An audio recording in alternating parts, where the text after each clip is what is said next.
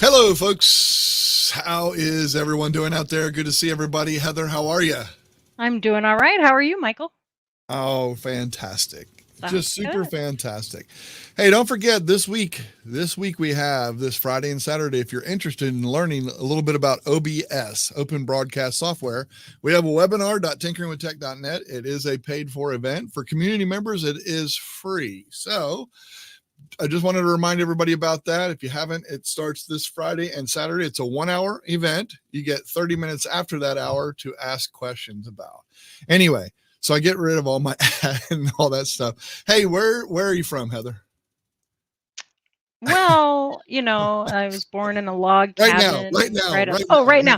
now. Right now I am in Arizona. It's Arizona. hot, Yeah, but it it's is. not My muggy. goodness. I hear you. I We hear had you. weeks of muggy. I was not Yeah, happy. I felt like I I can was in imagine. your neck of the woods. Where are That's right. you at? Where are you at? I'm in Greer, South Carolina. So that's where I am. Lots of people out there. Where are they from? A lot of people telling us, aren't they? Niagara Of Falls. There course, you go, of Mike. course. There you go. Mike is there. Oh You yeah, know that yeah. Jolyn is out there, and she said Mm-hmm. that trailer that you put at the front of Ah, the episode is thank pretty you. cool. So, Thank you and she's kindly. Appreciate it. she's also in South Carolina, so she understands True. muggy, right? Yep, she does.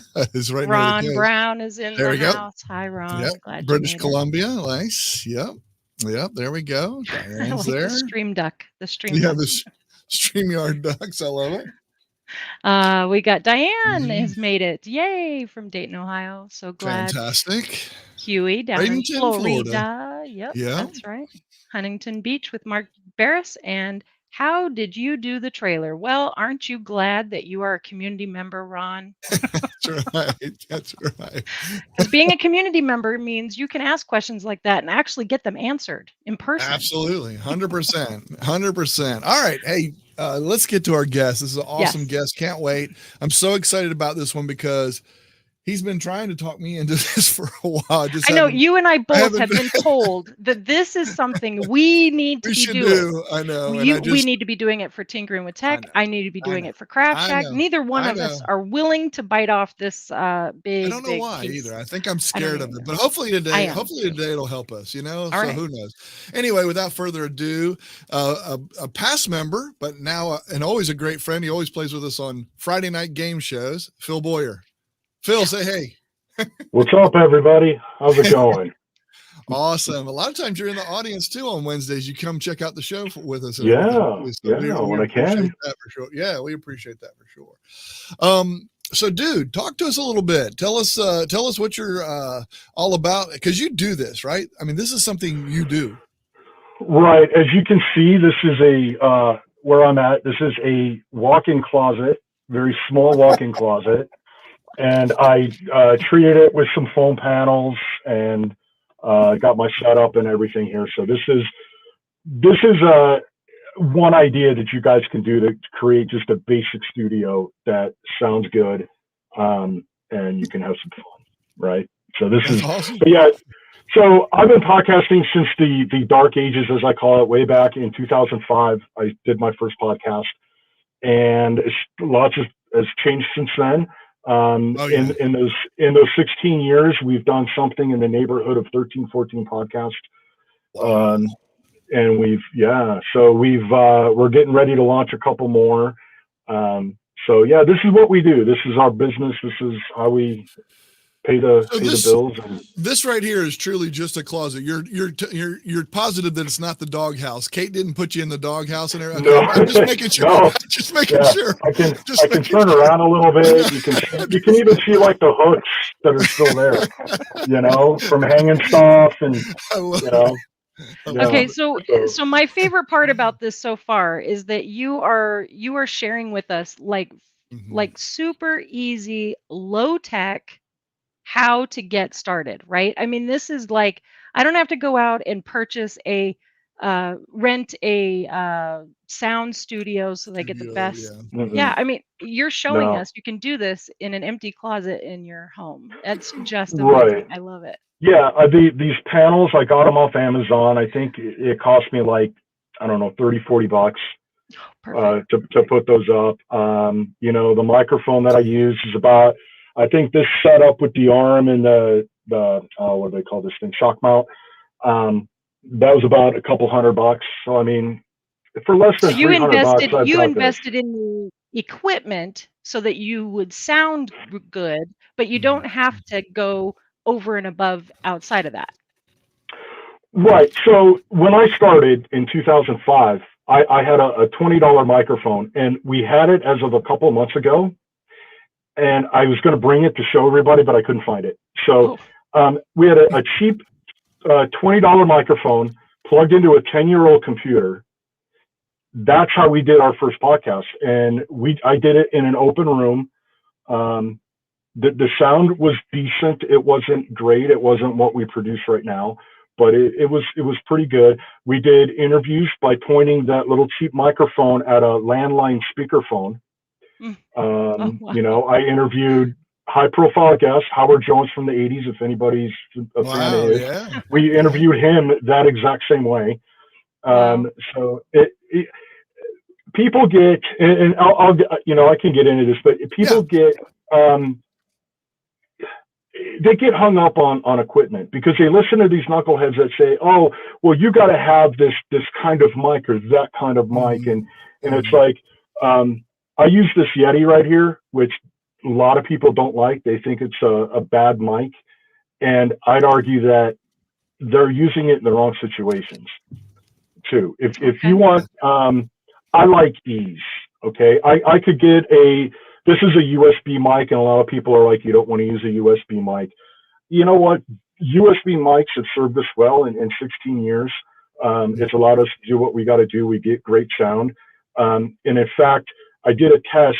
My co-host for Sounds on Vinyl is a musician. And when we started the podcast, he would record from their recording studio.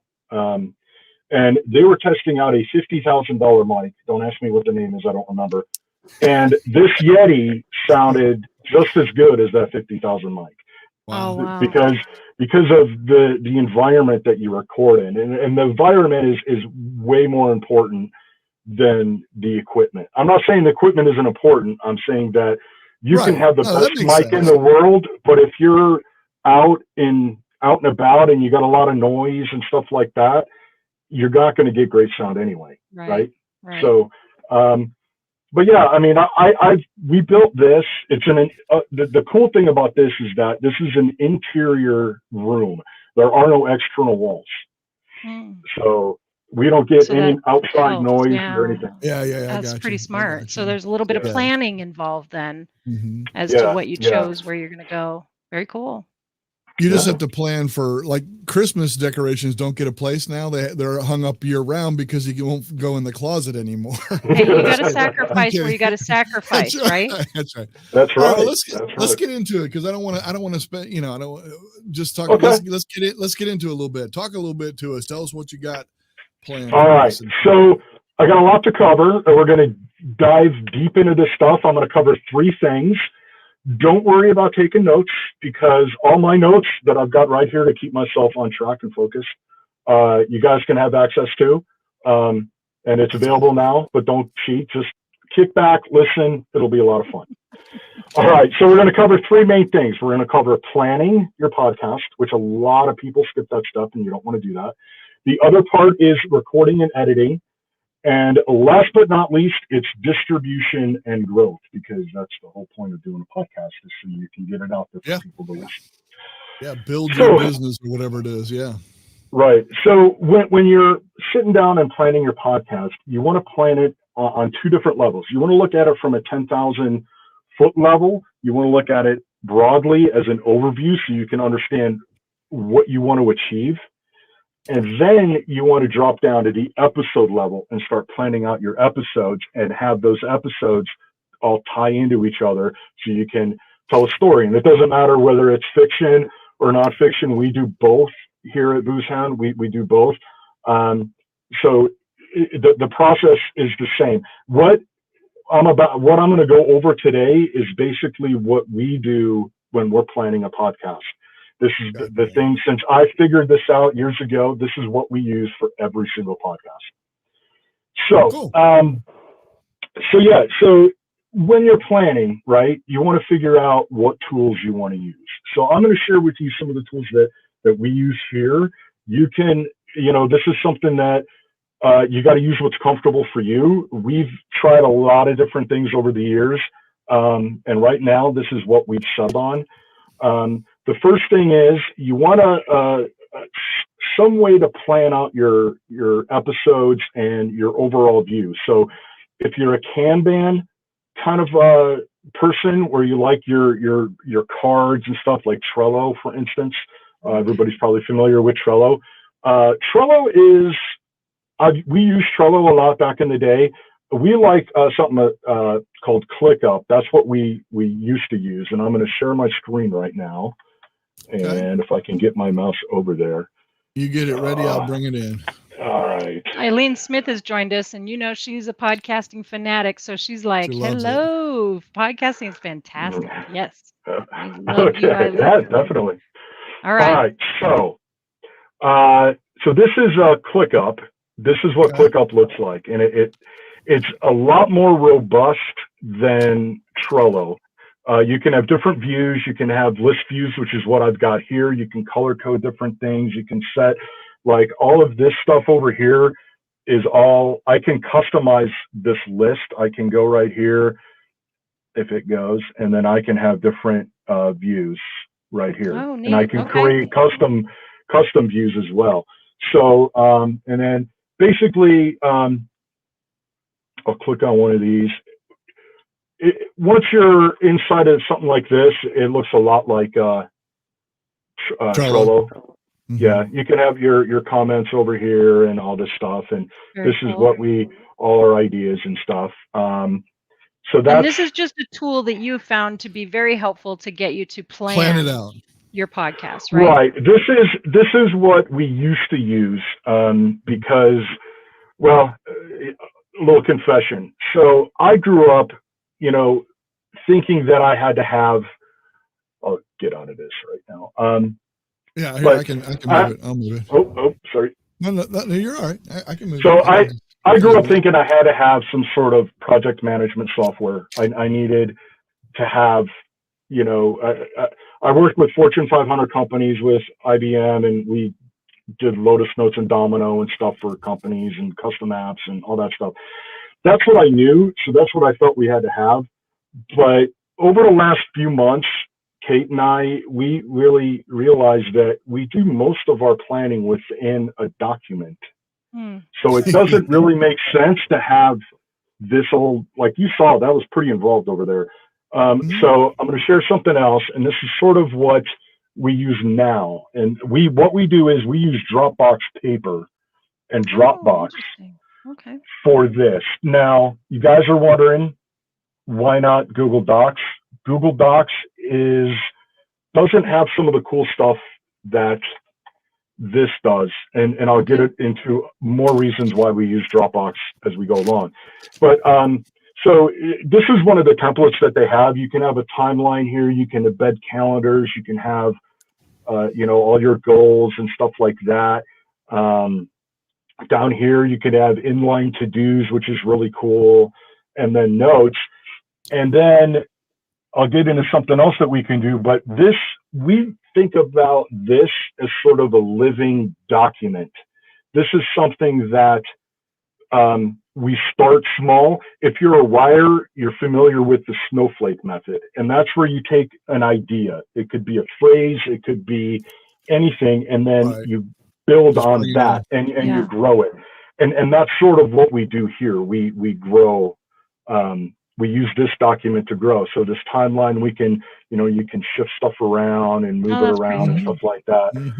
That's a handy tool. Check this stuff off, and it's really cool. So this is how we, we've morphed from using ClickUp or the Kanban style to just this docs. And now all our research, all our scripts, everything is all in these kind of very nice. Right That's here. a good point. That's a good point. Makes planning easier, which is what you're aiming about in this section here, right? Planning. Right. Yeah. All right. Okay. So we'll get off of that.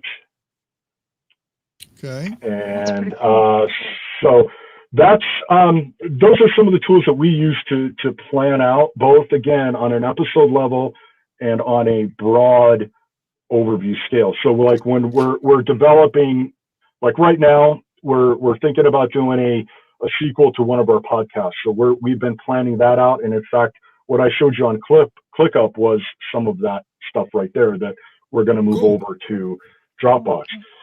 Okay, so where was I? Next process. Plan out your Next podcast. process. Okay, so basically, yeah, you want to use a tool that conforms to how you work. You don't want to force anything. You don't have to listen to these knuckleheads that say you got to listen. You got to, do Trello or whatever, because they're great tools. But if it doesn't work for you, there's no point in using it, because it's going to slow you down. It's what it did with us. We found it just was slowing us down, and we couldn't get stuff accomplished. We were always missing deadlines because it wasn't just didn't conform to the way we worked. I will warn you, as you can see, it gets really hot in here, especially with the lights. Oh, you're good. You're good. So that's the one drawback to being in a closet studio. It is hot. Yeah. I'm actually going to open up my door, which is right here, and get a little airflow. So the next piece of this is recording and editing. And again, this is where you want to spend some time figuring out your workflow and how you want to do it. As we sort of talking earlier, a lot of people freak out about this. You don't have to spend a lot of money. Like I said, this setup is less than $300, and you don't even have to spend that. Realistically, I used this studio before I treated it, and the sound was still really good. In fact, I had clothes hanging, so you could actually you can kind of see the bar still, right? I had clothes hanging, and that acted as the panels, pads. So it buffered the sound, and it got a really good sound. So you don't even need to spend the money on the panels if you don't want to. Just hang some clothes, and you don't even need a lot of clothes in there, just enough. You could use cushions. You can use all kinds of stuff. I know people that build couch forts to record in. I was just going to say, I know somebody who actually puts they put pillows all around, like all against all of their screens and all around. So there's pillow piles all around, so that way no sound is bouncing back off of surfaces. Right. Yeah. Yeah. And so, yeah, you don't have to stress out about that on the hardware. Get what you can afford. Again, mics are about $100-$150, depending on the type of mic, and again, the type of environment, right? If I talked about the Yeti, there's a lot of situations where I would not use the Yeti, because you're going to if you're in a room recording with other people, the Yeti is not going to work, because you're going to get mic bleed, because it's so sensitive. It's going to pick up everything. Okay. So you don't want to use that. And like a lot of mics, again, mics like this, if you're in a big room that doesn't have a lot of furniture in it or carpet, you're going to get that echo, and that's going to pick up the echo. So this is, again, you got to pick the right mic for the environment that you're going to be recording in. Now, for things like those two situations I just mentioned, you're going to want something like a Shure SM7B or something, a mic along those lines, that isn't as sensitive, and you're still going to get that good sound. So, Michael, is that the kind of mic you have? What he just mentioned? Because a Shure mic, yeah, that's the stuff I don't pay any attention to that until I need it. I ask you guys. Shure mic Beta 87 is what I have. There we right go. There. All right. I can't too. Yeah. The Shures are good mics. There's a lot of good ones out there. But again, focus less. A lot of people focus too much on that and not the content of what they're doing and planning out their podcast and understanding how they're going to grow it. And I see a lot of fail points with that, because remember, most people are not listening to podcasts on $5,000 stereos with giant speakers. It's either through a laptop speaker, it's through a phone speaker, or it's through crappy earbuds. So you don't have to worry about getting stellar sound. Again, I built a podcast radio back in the day on a $20 microphone. Okay. And people listened. I got listens on that. So it's focus less on that. Make sure you can get decent sound, but focus more on other stuff. Again, just get what you can afford. And sometimes you can get, mics on eBay for like $50. So look around. I love So that advice. I know you want to move on, but I wanted to say thank you for saying that, because being somebody who starts at the very bottom and tries to build up as I go, there's got to be a cap too at some point where I'm like, I think this is doing what I need it to do, and I mhm. just need to work on the content. And I think that's a really good, important piece of advice. So thanks for sharing that. Right, right. Because you know what? It doesn't matter how awesome your sound is. If your podcast sucks, nobody's going to listen. Right. I Or mean, if you don't honestly, market it, nobody will ever see yeah, it, right? Like it just never goes right. in front of anyone, is what I mean by that. So yeah, Yeah, yeah. yeah. So yeah, so there's more important things to think about. Not that the sound isn't important, but don't stress over it. Way Right. too many people they get that paralysis by freaking out over it, and they shouldn't do.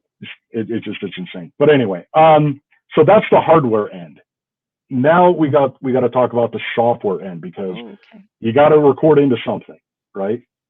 So there's two ways to do that depending on the type of podcast you do. So we'll talk about the first one, which is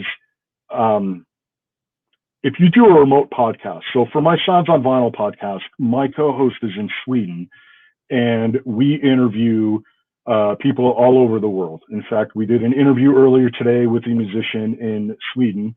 So we had two guys in Malmo, Sweden, and then me here in the States. And there's a lot of software that will allow you to do it. A lot of you may be thinking Zoom right now. No, do not use Zoom. Zoom does not give you the good quality that you need. We used to use Zoom. We tried a lot of them. Zoom has some issues, and it's not designed for podcasting. It's designed for more video and for meetings where sound quality isn't that important. As long as you can hear the other person, that's really what they want. So I'm going to share a screenshot of something because I'm not using the browser that is supported by this. And again, this is not the setup I usually use in here. So let's see here. Is it this one? It is this one. Okay. So this is a software or a platform that I use. It's called Riverside.fm. And this is what we use to record all our stuff. Now, the awesome thing about this is it's an easy to use interface. So if you've used Zoom or Stream Deck or a lot of these, it looks pretty much the same thing. The interface is familiar. But what I absolutely love about this, and this is the biggest difference with Zoom, is that this records everybody on its own track locally and then uploads it. And that does that both on video and on audio. And you can get up to 4K video on this, and Wow. which is really cool. And the other thing it has is this thing called a magic editor. So I can take the video, and in a couple clicks, I can have a produced video that I can share out to Vimeo or wherever it is that I want to put my video. So that's really cool. I can embed it wherever I want. So, and it takes me and I can edit video. I have no problem editing video. I've done that. But for me, this saves me time. It also has, and again, this is a screenshot, so I can't click on anything. But if you notice up in here, it says media. This is actually a soundboard that you can use. So if you want a little bumper, little, dings or whatever, you can also upload your own MP3s to this.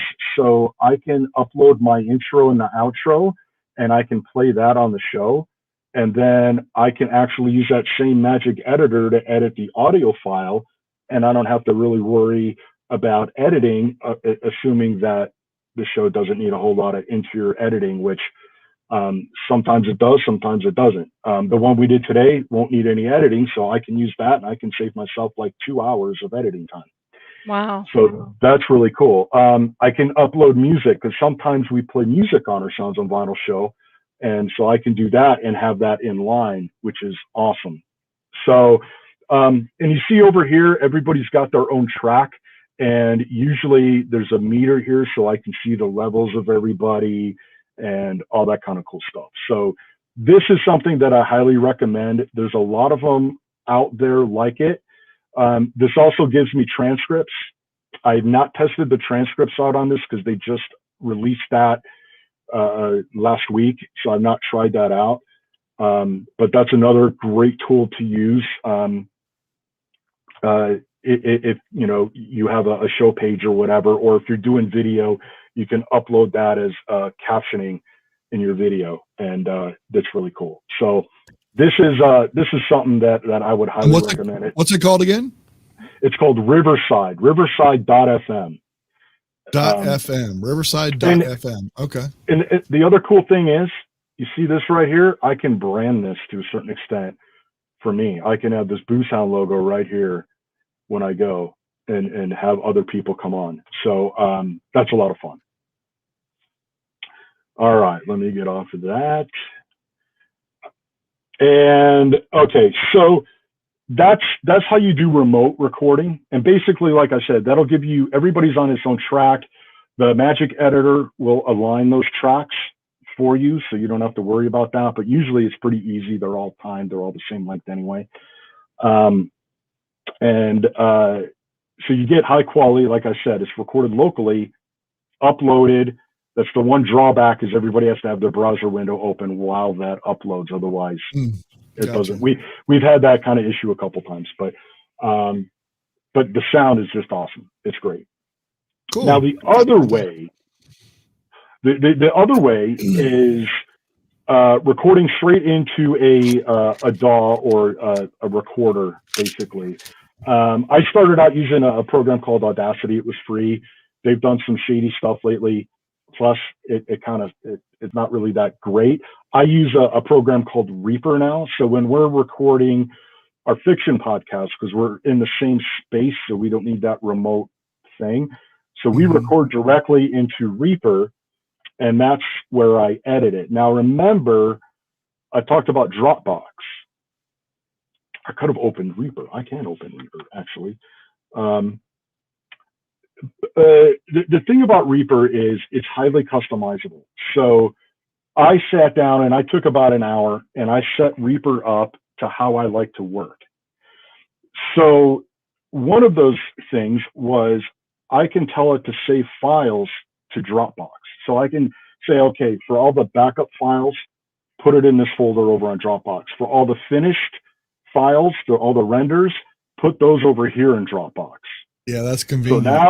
So now I've got everything all in one spot. The cool thing too is if I go back to that doc, I can import that audio file into the Dropbox document, and we can listen to it. We can make notes. We can sit there and do a what do they call it when you do the times?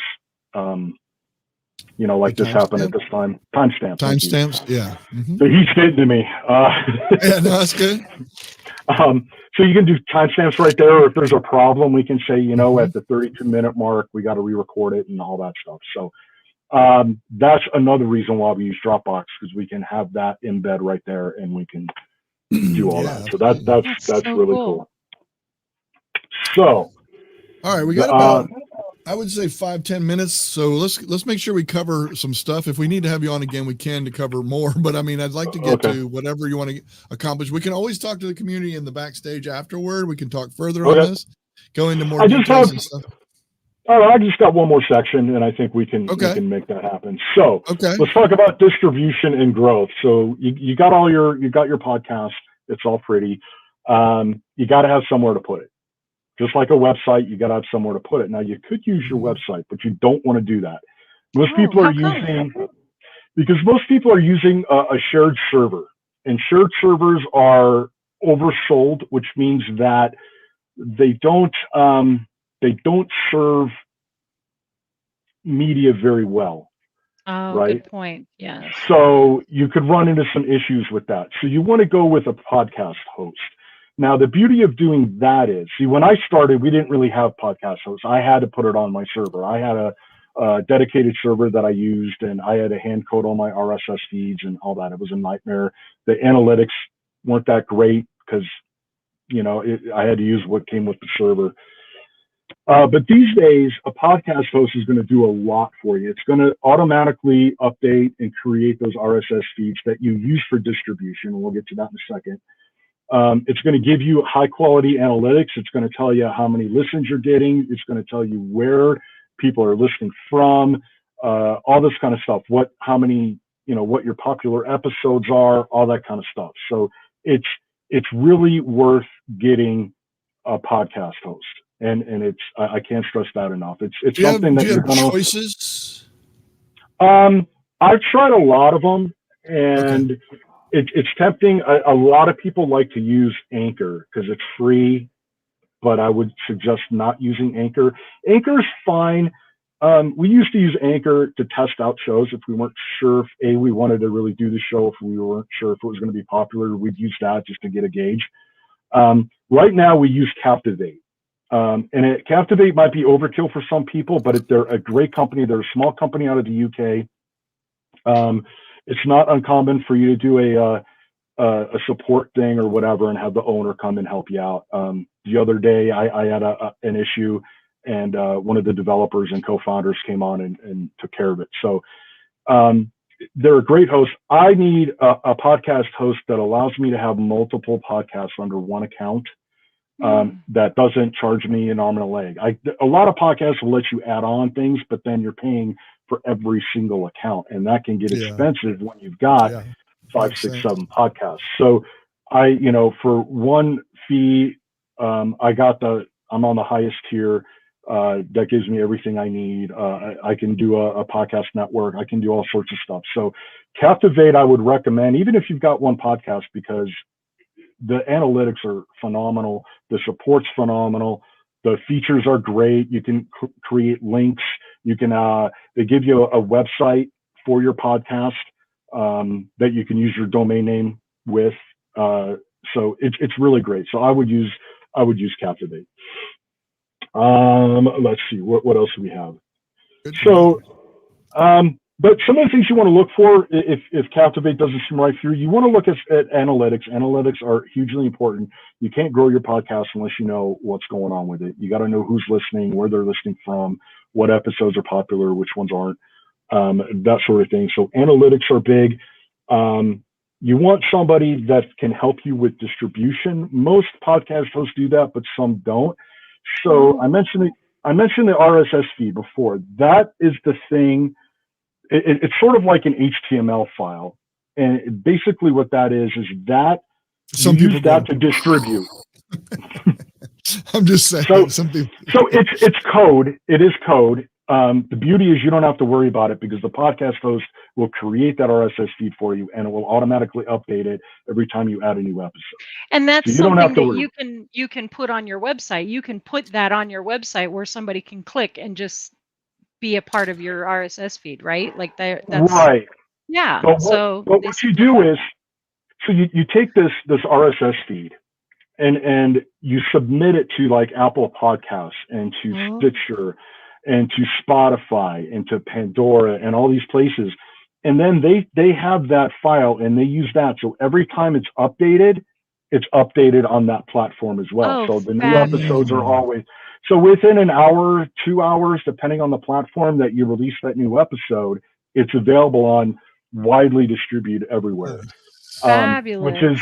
Which is one of the things that makes podcasting unique, is that to a certain extent, a little bit, it's decentralized. You're not relying on one platform. Right. Exactly. You can, and there's hundreds and thousands of these apps. Everybody's got their favorite.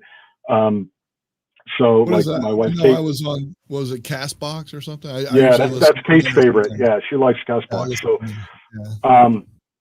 So that's the cool thing, and it's easy. So once you get it all set up and you submit it to all these places, Amazon Music, then it automatically updates there. So you want a host that can help you do that, because it can get tricky sometimes.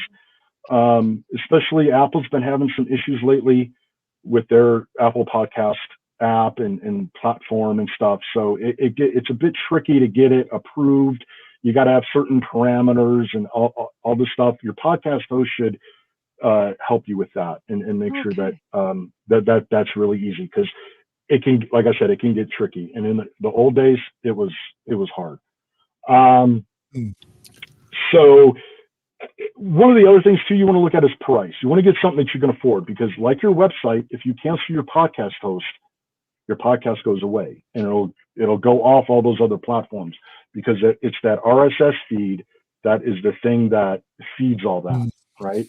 So make sure you get something you can afford, because if not, Now, is that monthly or annually, or do you have a choice? yes, it's either or. Most companies will allow you to do the annual plan and save a few bucks, or monthly. Not all of them do. Some we've had one that just did the monthly. But yeah, you want to do. The other thing I like about Captivate is that they give you all the features on all their different plans. So for instance, I was looking, yeah. I'm which looking, and it's it's like really nice. they're just, it's really about the amount of downloads, right? That's the difference in price. So as you grow, you can upgrade. Is that correct? Right. Exactly. So as you grow, you just update your account, and then you get more downloads, you get more the ability to have more podcasts in your network and all that stuff like that. So it's really great the way they did that. A lot of hosts will nickel and dime you. So it's another thing to look at, to make sure that what you're getting for that price point is what you need to run your podcast. So you said make sure there's ones you can afford. First of all, let me try to understand this, and maybe you don't know exactly, but so is this like $5 a month, or is this like $105 a month, or $505 a month? I mean, because people are going to want to know that. Well, it's like 20 to 100, depending on, I mean, anywhere depending from on what, 8. You can actually go down as low as $8 a month on some of them. But like Phil just said, you're going to get what you pay for too. I believe that in anything you do, but that's why I wanted to give these guys a range, because I'm sure some of these that maybe wanted to start doing that, they're going to want to know, hey, well, what are we talking about? I would say 12 to 20 would be the range you can start. And again, you can't start with a free host. There is a process to move to a different host. You have to do a 301 redirect, and it's not hard, but it's a bit tricky, and there's some things you have to do and plan for it and that whole thing. But you can start with free if you're not sure if this is for you and you just want to try it out, or you get a host that is like in the $12 range. I think Buzzsprout is one that I've not used, but I've heard good things about. I think they're about $12 on their low end.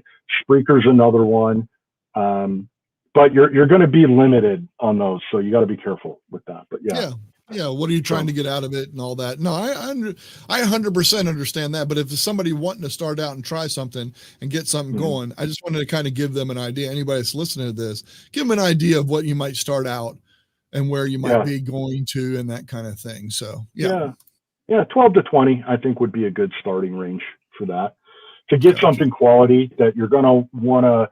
Again, you're going to need something to give you an idea if this is even working for you. Right. So you have to pay enough to get that data, right? That's right.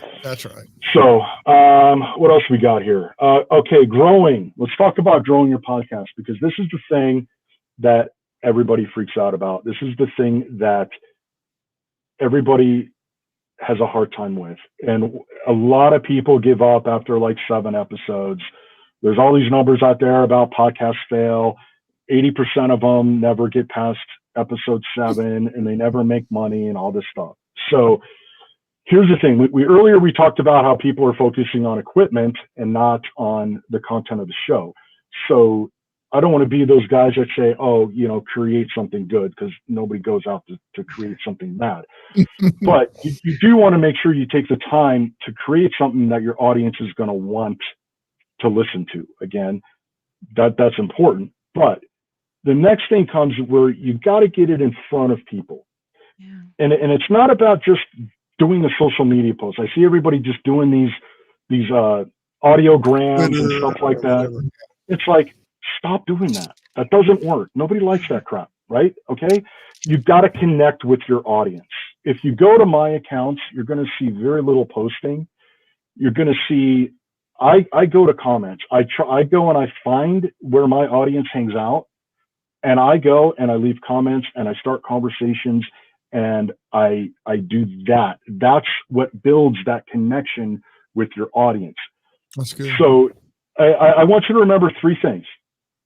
If you remember anything from here, first, there are no rules. Some of you watching may remember me from Google Plus, the rule breaker. There are no rules. Second, likes and shares do not translate into listens or fans. Remember that, because I see a lot. Well, my post got 100 likes. So what? How many listens did your episode get? None.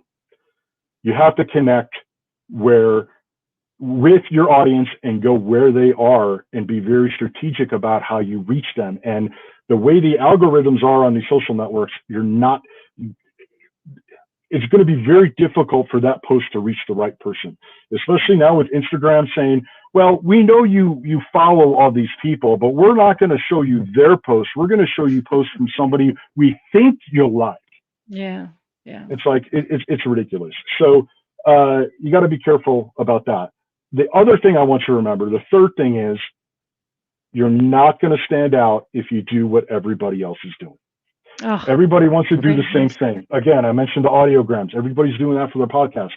Nobody cares. Nobody cares about your audiogram. If you do that, all you do is blend in, and people just ignore you, and you're just, people are just going to scroll right past you. So connect with your audience. Think less about posting, more about interaction, getting in the comments. I use a program called TweetDeck, which I can show you here. If you guys aren't familiar, this is for Twitter only. Way back in the day when I first started using this, it went to multiple platforms, but since Twitter bought it. So what it does is it takes Twitter and I can break it up into different columns with different things. Because, I'm into public safety. I have my public safety list with everybody over here. That's just more for fun, not business. I've got trending over here in case I want to newsjack on something that's important.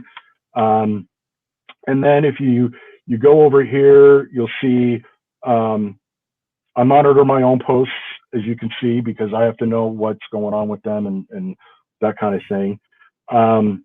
But I've got all these bands over here because for 𝐒𝐻𝐻𝐿 Music, I want all the bands that we've worked with over the last years. That's what I've got here, and I've got them broken down even into genres and stuff like that. These are all lists that I've created that I can monitor and different stuff like that. And I've got different accounts here too that I can post on, and I've actually can log into different accounts and have different versions of this TweetDeck. So so that's really cool. Like right here, you can see that I can tweet under different accounts. You can't do it at the same time you used to be able to, but because of spam, so you have to do it one at a time or share it and that kind of thing. So, but that's TweetDeck. It's a great tool if you use Twitter. I would highly recommend that. Awesome. And with that, what else? I think we got time. I mean, that's about it. We got one last thing. Go ahead. SEO. Let me talk about SEO because this is something I get a lot of pushback on. SEO, forget SEO for your podcast. It doesn't matter. Information from Triton Digital and others, most people get their podcasts from word of mouth. It's from friends and family saying, hey, go listen to this podcast. People don't do Google searches for podcasts. You are so right it's about all that. Recommendations. So don't worry about SEO. Again, focus on the content. Focus on creating something that people actually want to go and tell their friends about. And then tell, exactly. Right? Exactly. So that's that. So, and with that, just figure out a way that you can, monetization's a whole different ballgame. I could come back on and talk about that at some point, but that would be good. That's podcasting in a nutshell. That should keep you busy for a bit. Awesome. You gave us a lot of information. You sure did. I'm sort of following along with your notes over on the side and going, man, I'm gonna need to reread this because like you skipped over some stuff. I mean, just for time's sake. You had to, but that's cool. So I'm grateful to you for one giving us your entire blog post of all the show notes for today. That's an amazing gift. And then two, everything that you shared so resonates with me. I am a person who I don't want to go out and spend all the money in hopes that this will be something I can do. I want to try it. I want to dip my toe in. I want to figure it out. And then if it works, I'll build on it. And you've just proven that that is exactly the way you should try to do this. I mean, there's no sense Right. in diving deep into the deep end and you don't even know how to swim. So I And, appreciate and, that. So and I'm going to tell you right now, both of you guys, you're not in a treated room. You're not in what you'd call a studio. yeah. But both your sound is fine. All you got to do is connect your mic to Reaper and record right in there, and you guys do a podcast with the setup that you've got right now. I love this. And Thanks for that, Mike. I love this from Mike. He says, I said, thanks for that, Phil. I love this from Mike. There we go. This has been a great podcast masterclass. Thanks, Phil. That was excellent. you're Terrific. welcome. Thank you, sir. Thanks, Phil. And You guys are Huey, all he welcome. uses Hootsuite instead of TweetDeck. Right. Which, yeah, they're the same kind of tool. Mhm. Yeah. Yeah. Yep. Sound good. Yep. And I thought that Phil just did well in the game show. Who knew? Thanks, everybody. We appreciate you all thanks. being here and really Community appreciate. members. Community members. Join us in the backstage pass. Phil agreed, and he will be with us for as long as he's willing to stick around. And we would love to have anybody come in and ask some other questions if you have some, even if not, just to chat, whatever. That's great. Phil, it's amazing. Thank you so much for coming on. I knew You're it would be welcome. good. Thanks for I knew having it me. would be It's fun. dude. It's great. This is super fantastic. So maybe if I started doing podcasts, I could put this show on a podcast and somebody else could listen to it. But There you go. so here we go. Thank you again. Thank you, everybody. Remember, I'm just going to remind you one more time, just because this is the last week of that we're doing this, the webinar.tinkeringwithtech.net to learn about OBS. I'm going to do a basics on the first day, and then on the second day, we'll get more intense and all that kind of stuff and how to bring things on screen and all that. That is webinar.tinkeringwithtech.net. Sign up, and community members, it is free. So become a community member. We would love to have you become a community member. You can do that at tinkeringwithtech.net, and you can see right there. Thank you, Phil, again, and we will see you in the backstage pass. Heather, thank you as always. Yes, Heather, go ahead. You're running out of here, but I want to bring on these comments from the audience because Eileen's really hoping you get started with podcasting soon. Saying thanks to Phil as well. Darren says not just smart but handsome too. So really had to put that up there. Thank you from Diane, and great show from Mark, and thanks for sharing with us, and be safe, everyone. Okay. Thank you, everybody. Bye all. Toodles.